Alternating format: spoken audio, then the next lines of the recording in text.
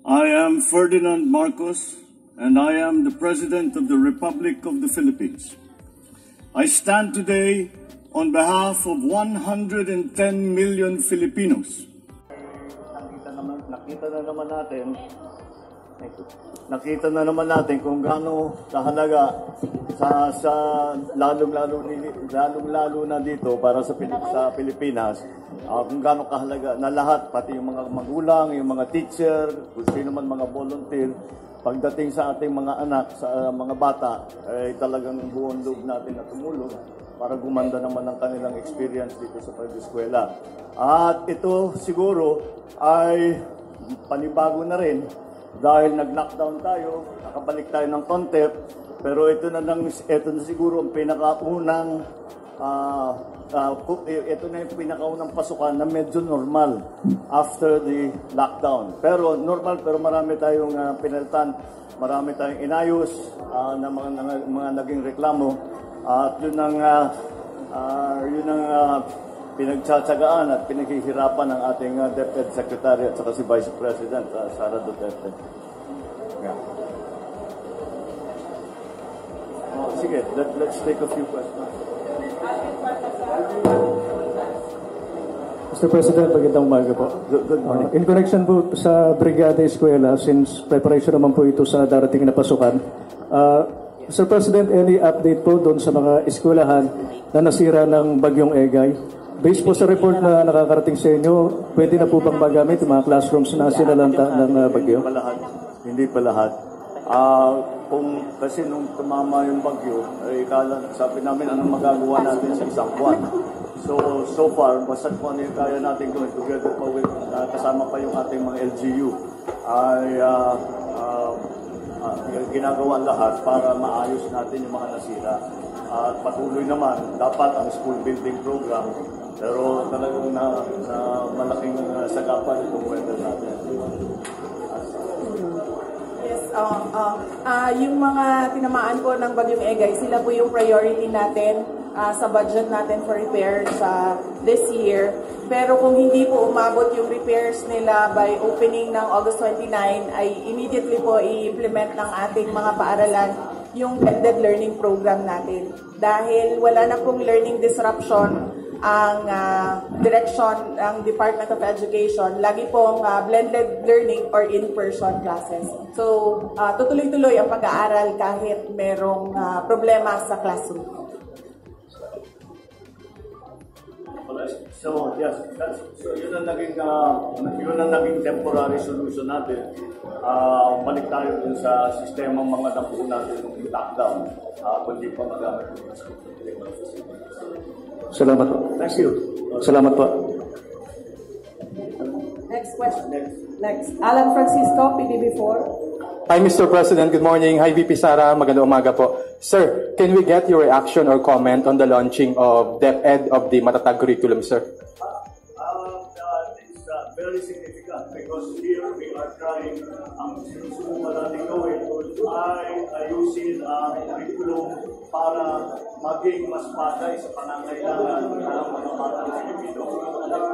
Kasi nakasama na rin tayo ng mga tatlo ay includes all our efforts na para pampagandahin ang mga international score natin, especially when it comes to STEM at ang tinatawag na STEM subjects. Also, binibigyan natin ng pagkakataon yung mga after 10th grade na mamili kung sila ay mag-vocational, mag-technical training o itutuloy nila. So that's more or less the big system changes that we are doing. Yes, apo.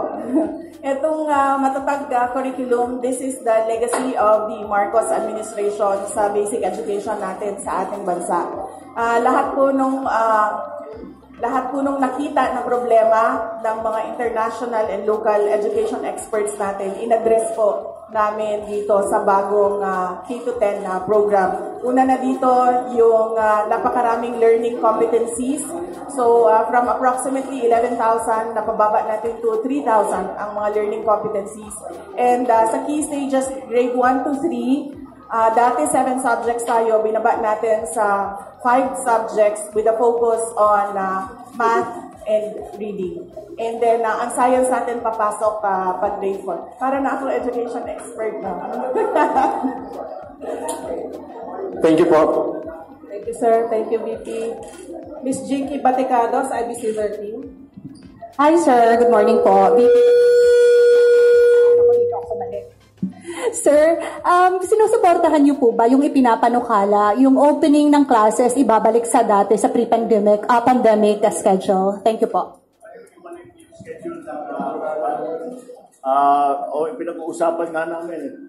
We were talking with the teaching staff here. Tinatanong ko sa kanila ano yung preference nila. Pinag-aaralan natin, the DepEd is in the process. Sila sa kasalukuyan ay meron silang ginagawang study kung ano ba talagang pinakamaganda. Siguro ay malaking tanong yan eh. Hindi ganun kasimple yan. Kasi nung pinantan natin yung schedule dahil may pandemic, tapos ngayon naman climate change ang kailangan natin pag-usapan. Dahil sa schedule ngayon, napakainit at pati yung mga bata hinihimatay na. Kaya kailangan natin isama sa ating pag-aaral yan kung ano yung mga dapat gawin. So, wala naman kaming preference. Mas gusto namin ito, mas gusto namin yun. Hindi naman. Titignan lang talaga natin kung ano yung pinakamaganda, both for the kids, especially for the children, at saka sa mga teacher, at saka sa mga administrative non-teaching staff. Dahil kailangan papapasukin natin sila, mainit masyado, baka hindi na kayang gawin ang trabaho nila magkasakit pa. Sir, last question, Let Narciso, DZRH. Good morning, Mr. President. Sir, isa po sa mga ipinangako ninyo noong kampanya, yung pagtaas sa sahod ng teachers. Pero sa proposed 2024 national budget po, walang alokasyon para sa salary increase. Kailan daw kaya yung kanilang dagdag sahod?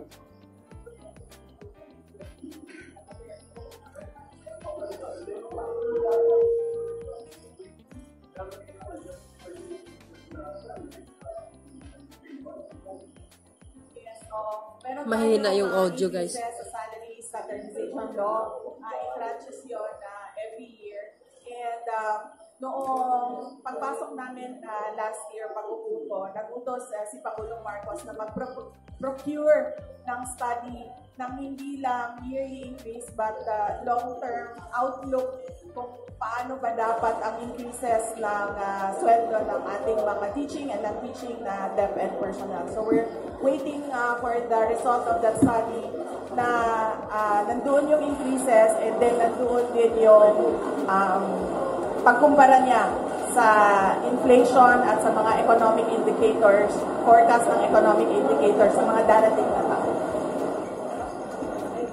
Thank you, Mr. President. Thank you, Malacanang Press Corps. Thank you, Madam Vice President.